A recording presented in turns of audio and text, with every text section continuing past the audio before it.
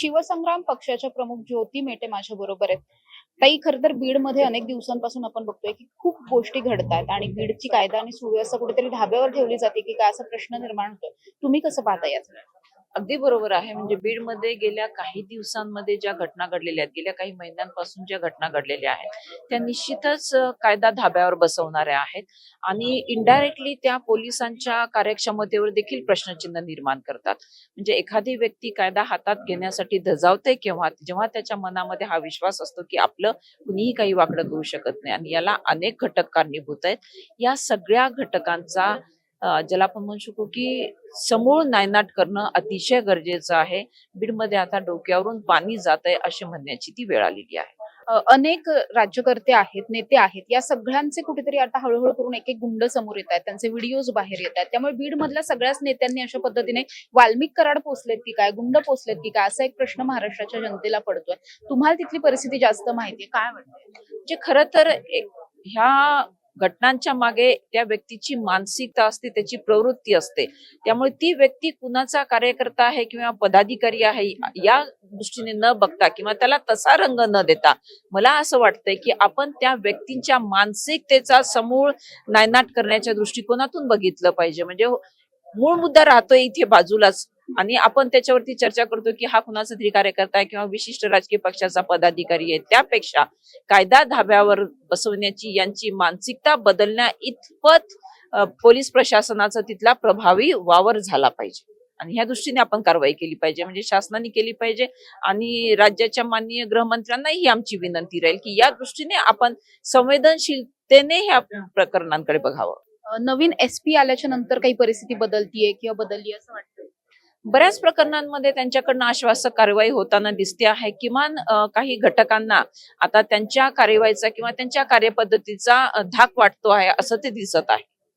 पालकमंत्री झालेले आहेत अजित पवार. अजित पवारांची तुम्ही काही भेट घेणार आहात किंवा मग त्यांचं काम नेमकं त्यांनी कसं करावं किंवा पालकमंत्री म्हणून त्यांनी कसं कार्यभार सांभाळावा असं वाटतं? नाही, पालकमंत्री म्हणून अजितदादांनी कार्यभार घेतल्यानंतर त्यांनी 2 वेळा जिल्ह्यांमध्ये उपस्थिती दर्शवलेली आहे. त्यांनी अधिकाऱ्यांच्या सखोल बैठकाही घेतलेल्या आहेत. परंतु जी ढासळती कायदा आणि सुव्यवस्था आहे याच्या बाबतीमध्ये निश्चितच आमची त्यांना पालकमंत्री म्हणून एक नम्रतेची विनंती असणार आहे की या बाबींकडे त्यांनी अतिशय तपशिलामध्ये जाऊन एक चांगली ठोस उपाययोजना, ज्याला आपण ऍक्शन प्लॅन म्हणतो, तो घेऊन पुढे आलं पाहिजे. ताई, बीड मधली जी जनता आहे ती जनता पण कुठेतरी घाबरलेली पाहायला मिळते, कारण खूप प्रकरणं समोर येतात, अशी अनेक आहेत जी समोर येतही नाहीत. बीडच्या जनतेला तुम्ही सुद्धा एक आश्वासक चेहरा आहात जनतेसाठी, तुम्ही काय आव्हान? बीडच्या जनतेला मी गेली काही महिने सातत्याने आवाहन करते आहे की अशा प्रकरणांना कृपया जाती रंग देऊ नका आणि याच्यामध्ये जी व्यक्ती आहे म्हणजे गुन्हेगारी मानसिकता ज्यांची आहे त्यांच्याकडे गुन्हेगार म्हणूनच बघितलं पाहिजे आणि त्याला आपण कायद्याच्या कक्षेमध्ये आणून अधिकाधिक कठोर कशी शिक्षा होईल हे सगळ्यांनी बघण्याचं कर्तव्य आहे.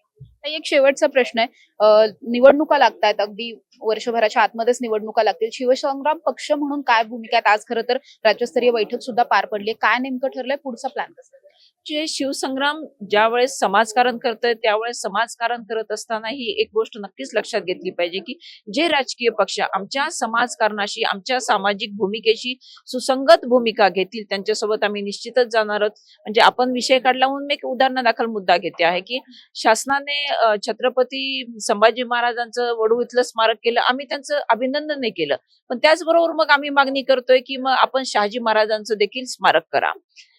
शासनाने लाडकी बहीण योजनेसाठी 2100 रुपये देऊ असं घोषित केलं होतं, परंतु ते देत आहेत 1500. आमचं असं म्हणणं आहे की शासनाने त्या बाबीची पूर्तता केलीच पाहिजे. म्हणजे जिथे आवश्यक आहे गोरगरीब किंवा सामान्य उपेक्षितांसाठी भूमिका घेण्याचा जेव्हा प्रश्न येतो तेव्हा त्यांच्यासाठी जे काम करतील त्यांच्यासोबत आम्ही निश्चित राहू. नक्कीच माझ्याबरोबर ज्योती मेटे होत्या. ताई, धन्यवाद. आणि बीडची आणि कायदा आणि सुव्यवस्था जी काही धाब्यावर बसलेली आहे त्यासाठी सगळ्यांनी एकत्र येऊन काम करणं गरजेचं आहे. पोलीस प्रशासन, राज्यकर्ते असतील, प्रशासन असेल, सगळ्यांनी एकत्र येऊन जर काम केलं तर बीडची परिस्थिती काही दिवसांमध्ये सुधारायला मदत होईल असं सांगताना त्या पाहायला मिळतात. त्याचबरोबर निवडणुकीच्या दृष्टिकोनातून सुद्धा आता शिवसंग्राम पक्ष म्हणून ऍक्शन मोडवरती सगळेच कार्यकर्ते आलेले सुद्धा दिसून येतात. कॅमेरा पर्सन निलेश सह समृद्धी जाधव, टॉप न्यूज मराठी, पुणे. साठे स्कूल प्री प्रायमरी पासूनच करून घेतं फाउंडेशन पक्क करण्याची तयारी. म्हणूनच साठे शिक्षण समूहाच्या कित्येक विद्यार्थ्यांनी घेतलीये करिअर मध्ये उंच भरारी. 2025-26 या शैक्षणिक वर्षाकरिता आपल्या पाल्याचा आजच प्रवेश घ्या.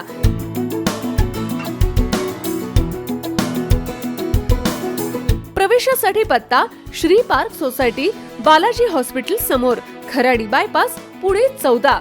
संपर्क क्रमांक 9372619453 किंवा 9372619483 किंवा 9372619484. फाउंडेशन उत्तम, प्रगती सर्वोत्तम.